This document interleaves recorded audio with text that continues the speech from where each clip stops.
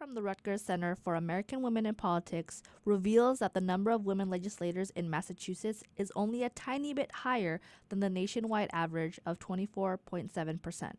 I think in Massachusetts we have this reputation as being a bastion of progressivism. In so many ways that's true. But if you look at our track record of electing women to high office, we're not keeping pace with that reputation. You know, we've never elected a woman governor. We now have a woman U.S. Senator, of course, Senator Elizabeth Warren, but we only elected her in 2012. Among the 50 states, Massachusetts is ranked 23rd in terms of women in state legislature, below conservative states like Idaho and Montana. Researchers found that when they do run for elected office, female candidates win at the same rate as male candidates. The problem is, they're just not running. Women candidates often face biases that men don't.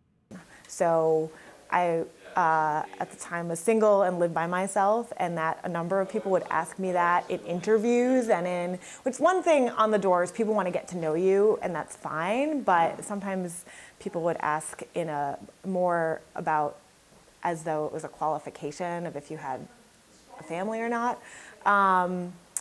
And you know, I think that I don't know that many single men get that question the same way. As a woman walking into a place, you're always seen as somebody's wife or somebody's companion. You're never yourself the candidate. So they always see you as part of a man. They don't see you as this individual leader. A few of the key takeaways from this nearly 2 decades of research are that women have to clear higher hurdles to reach the same goals as men. Women are held to different standards than men who are running for office. Women must be both qualified and likable. So women have to pass this likability litmus test that just isn't true for men. Even without the inherent bias, women simply just have to deal with problems that men don't. Protective things like going door knocking, which men can easily do on their own, I couldn't. I had to go with someone else, which what I call, my bad cop, for security reasons. Also establishing those boundaries, I am asking you for a vote, I'm not hitting on you.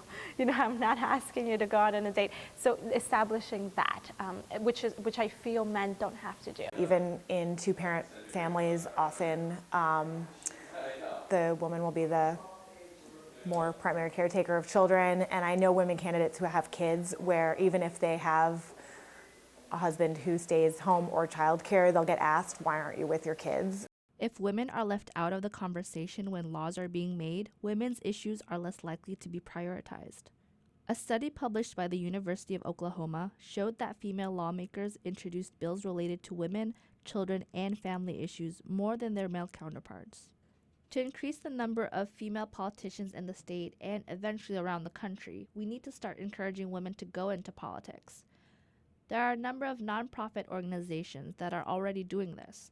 Organizations like Emerge Massachusetts. We go across the Commonwealth finding diverse and talented and passionate women who should be in elected office. We train them wherever they're at. So if they're actively running for office, we have an intensive 2.5-day boot camp. If they're thinking about running within 1 to 5 years, they come to our 6-month training program where they meet 1 week in a month for 6 months and chart their plan. If they just want to be more politically involved, we have shorter workshops, 2 to 4 hours, which we do throughout the Commonwealth to give them the skills they need. Though Emerge only trains Democratic female candidates, the bottom line is to get more women in leadership positions in their communities. A program like Emerge provides both the tools and network that are often missing in the political playing field for women. We as women have a responsibility to promote other women, to find other women and help them if they're at all interested, and if necessary, pique their interest and hope that they will look at public service. Once you do something, I tell them it's your obligation to sort of, if you've kicked that door open, you need to hold it open and get some more women to come in behind you. Reporting for Survive and Thrive Boston, I'm Natasha Ishak.